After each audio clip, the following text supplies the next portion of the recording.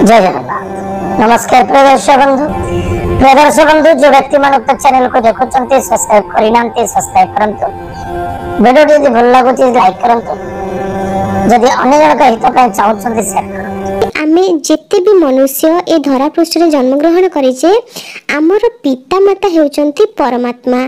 सेही परमात्मा आमको जेतेबेले एठाको पठेइचंती आम पई बहुत चिंता मध्ये तांकर रहिछि। छोटो पिला माननकु बापा मां बहुत किछि शिक्षा दियंती, केमिति बसिकी खाइबो, केमिति पाठ पढिबो, केमिति दांत घसिबो, चालिबा ठारो आरंभ करिकि सोइबा पर्यंत सब किछि पिता माता तांकर पिला मानकु सिखै थांती। ईश्वर आम पई कोन सब नियम रखिचंती। शयन नियम ओ पत्नी सहवास विधि जहाँ रही महाविष्णु पुराण रे पति पत्नी संबंध विषय एठारे वर्णना केतेक नियम विषय जो नियम विषय नूतन पीढ़ी पिला माने निश्चय जानवा कथा किंतु परे मते रियलाइज है कि नहीं ए विषय वर्तमान पिला माने निश्चय जानवा दरकार से माने एमिति भूल निश्चय करूचंती।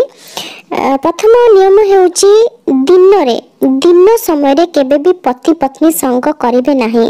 ए विषय रे महाविष्णु पुराण रे बारण करा जायछि। जदि दिवस समय रे बा दिन रे दिवसे रमणी संगे मातिले काम रे महापापी हुए लक्ष्मी न रहंती घरे, लक्ष्मी छाड़ी जानती घरु।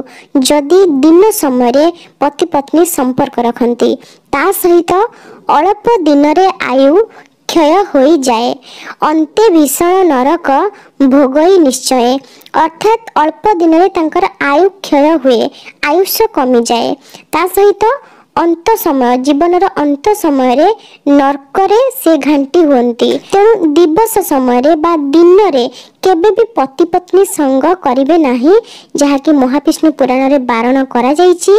जदि आपण हिंदू धर्म को मानंती, पुराण शास्त्र को मानंती, ताहले ए कथाटी को निश्चय पालन करिवे।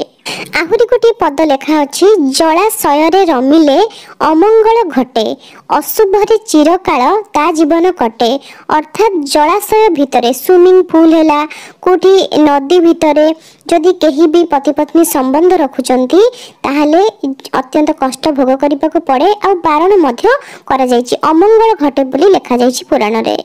जदि आपण ए सब जिनस रे विश्वास रखुथिबे, ईश्वर को मानुथिबे, ताहले ए कथा सब पालन करिवे, शास्त्र को मानि कि चलिबे, ताहले आपण जीवन रे खुशी रहि परिबे। पुराण रे बारण करा जायछि केतेक नारीक सहित पुरुष माने संपर्क रखिबे नाही। जदि संपर्क रखिबे ताहले पापर भागी हेबे। से नारी होचंती गर्भिणी नारी, जहांकर संतान रहिथिबो गर्भरे, से होचंती गर्भिणी नारी। एवं कुपिता नारी जे अत्यंत कोप करती, अत्यंत क्रोधित होती, से नारी। एवं नष्ट कहले नष्ट चरित्र नारी। जदि जड़े नारी 2 ରୁ 3 जन पुरुषों सहित संपर्क रखिचंती से नारी को नष्टा बोली कहा जाय थाए, जहांकर चरित्र संपूर्ण नष्ट बोली। तेणु से चरित्र नारी सहित केही भी संपर्क रखिबा उचित नुहे। जदि केही पुरुष संपर्क रखिबे से मध्य पापरे भागी हेबे। एवं पर नारी कहले निजे विवाह करथिबे जहाको जने पुरुष, सी तांकर पत्नी, तांकर सहधर्मिणी, तांको सहित सी संपर्क रखि परिबे, एहा शास्त्रर नियम अनुसार। किंतु जे आपनकर विवाहित नारी नुहे, जे आपनकर पत्नी नुहे, सी पर नारी, अन्यर स्त्री। तेणु पर नारी सहित जो पुरुष संपर्क रखिबे से पापर भागी हेबे। ता सहित जो नारी विवाह करि नाहंती, कुंवारी कन्या जे, तांको सहित जो पुरुष संपर्क रखिबे सी मध्य पापर भागी हेबे। पत्नी जदि भोकिला अछंती, खाद्य खाई नाहंती, एही समय रे पति तांको सहित संपर्क रखुचंती, ताहाले पति पापर भागी होचंती। प्रथमे पत्नी खाइचंती कि नहीं, तांको देह भलो अछि कि नहीं, से समस्त कथा बुझिबा परे तांकर अनुमति सहित तांको सहित संपर्क जदि पति रखिबे ताहले एहा शास्त्र सम्मत। किंतु जणे नारी जे कि आपन को विवाह मध्य करिचंती, आपन को निज नारी, किंतु तांकर इच्छा नाही, तांकर अनिच्छा सत्वे जदि कोनोसी पुरुष तांका सहित संपर्क रखुचंती ताहले सेठी मध्य से पुरुष पापर भागी हेउचंती। पति पत्नी संबंध रखिबा समय रे छिड़ा होई कि संबंध रखिबा को बारण करा जायछि महाविष्णु पुराण रे। जदि कौनसी महिलांकर ऋतुस्राव चली मंथली पीरियड्स चली से समय महिलांकर अनुमति थिले भी जदि कौनसी पुरुष तांका सहित संपर्क रखुचंती ताहले से महिला एवं पुरुष उभय पापर भागी हेबे। जदि आपनक मनरे ए प्रश्न अछि कि ऋतुमती नारी सहित जने पुरुष काहेकि संपर्क रखि परिबे नाही, संपर्क रखिले काहेकि पाप हेबो, तार उत्तर मध्य महाविष्णु पुराण रे अछि। महाविष्णु पुराण रे वर्णना करा जायछि कि ऋतुस्राव समय रे महिला मानक देह रे प्रकृति माता निज इच्छा रे विराजमान करिथांती, सेथि पाई ही महिला मानकर ऋतुस्राव होइथाय। जेहेतु प्रकृति माता निज इच्छा रे महिला शरीर को आसी थांती से समय रे से महिला निजे होइकी रहि नथांती, से महिला निजे होचंती प्रकृति माता, तेणु तांकु जेउ पुरुष स्पर्श करिवो से निश्चय पापर भागी हेबो। महिला को सेतेबे रेस्ट दिया जाए कि से बसिबे किछि काम करिवे नाही, काहेकि ना प्रकृति माता तांको शरीर रे अछंती, से कोन आम घर को काम करिबा पे आसीचंती, तांकर जति दिन इच्छा से महिला शरीर रे रहिबे एवं 4 दिन परे महिला जेतेबे शुद्ध स्नान करिवे सेतेबे माता शरीर रू चली जिबे एवं से महिला निज पतिंकर सेवा करबाकू योग्य हेबे। लेखा अछि कि पूर्वे कहिबार कथा निश्चय पाळिब, पत्नी सहवास ऋतु काले न करिब, ऋतु समय रे करिब नाही। शुद्ध स्नान कला परे आपना बनिता शुद्ध स्नान माने मुझा को कहिले आपन को 4 दिन रे स्नान करबा कथा, आपना बनिता अर्थात निज पत्नी शुद्ध स्नान जो 4 दिन रे करिवे, करि सल्ला परे तार संग आचरिब, पत्नी को संग करिब मानी शास्त्र कथा, कहीं शास्त्र रे एक कथा वर्णना करा जायछि, तेणु शास्त्र रे कथा माने कि शुद्ध स्नान करि सल्ला परे ही पत्नी को संग करिवे। तेणु एही समय रे प्रकृति मातांकर उपासना कले, तांको पूजा कले आम देह भल रहिबो। प्रकृति माता आम पई ऋतु अनुसार ऋतु फल तांको देह रे खंजिकी रखिथांती, सेही प्रकृति माता जेतेबेले नारीर शरीर को आसंती नारीर ऋतुस्राव हुए, तेणु एही समय को ऋतु काल बोली कहती मुनिगण।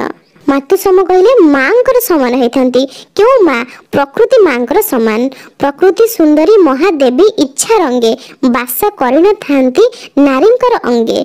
प्रकृति सुंदरी प्रकृति माता महादेवी इच्छा रंगे अर्थात निजर इच्छा अनुसार नारींकर अंगरे विराजमान करिथांती, एणु रमणी निजर पत्नी सुधा हेले, एणु जेउ स्त्री आपनकर निजर पत्नी हेले मध्य बाधा विघ्न पड़े ताको अकाले रमिले, अर्थात एही समय रे एही जो ऋतुस्राव समय एही समय रे जदि आपण निज पत्नी को मध्य आपण पत्नी को सहित संग करूचंती सेथिरे मध्य आपण पाप भोग करिवे।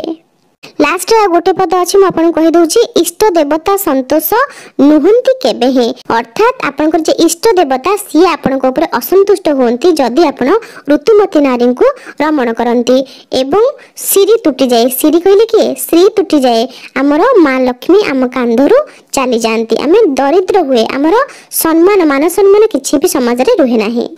जो पितामाता मोर वीडियो देखुचंती मु सेमान को अनुरोध करूची आपण निजर पिला मानन को पुराण शास्त्र अध्ययन करबा सिखांतु, तेणु आम मानकर कर्तव्य आमे निजे पुराण पढ़िबा ता सहित आमर धर्म विषय रे आम पिला मानन को जणैबा।